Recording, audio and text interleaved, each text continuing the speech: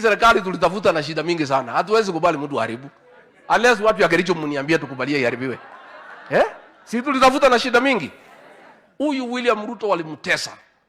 Nimefika pale kwa nyumba alikuwa anakaa. Nimekuta ilikuwa inanyesha kama mchana.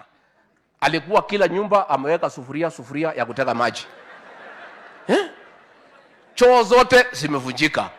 Maji imekatwa, stima imekatwa. Mtoto wa mwenyewe. Si hata yeye ni mtoto wa mama. Walimuumiza huyu rais. Mimi nilienda pale nikatoa machozi. Sikuwa najua ameumia kiasi hiyo. Sasa nikamuuliza, wewe rais, mbona uliumia namna hii na hukutuambia? Akaniambia, sasa kama ningeambia nyinyi pahali mtu amenifikisha mungenitoroka. Mungeona kama hatuwezi toboa. Sasa mimi nilikuwa nasema tuko sawa, lakini ni kweli nilikuwa nimeumizwa. Sasa hao watu walituumiza, wakaumiza rais wetu. Ati sasa wanataka kuja kuketi kwa meza. Sasa mimi nauliza, yeye anasema nataka kuketi na rais. Anapita kwa rais wa Tanzania, muongelesha rais tuketi. Anaenda kwa Obasanjo, mwambie rais tuketi. Ni sawa.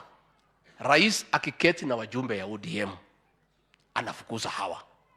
Is he genuine? Is he genuine? Na ndio mimi nimemwambia huyu kijana hapa, Aaron, mimi nampenda sana wakiwa na Ichungwa. Ni watu wangu. Lakini nimewapigia simu juzi, nimeuliza kama wana kazi ya kufanya. Kazi hapa Kericho imekwisha. Wakuje wafanyie wananchi kazi. This should not waste time.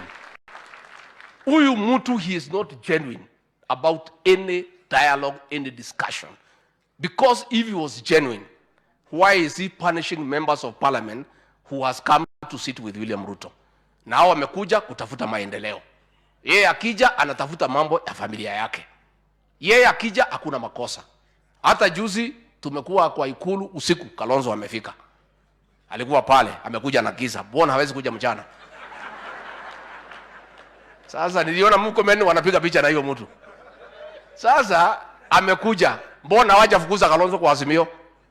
Kama hawa MPs waliketi na rais wako na makosa, Kalonzo amekuja pale na amekula chakula, amefungwa kitambaa.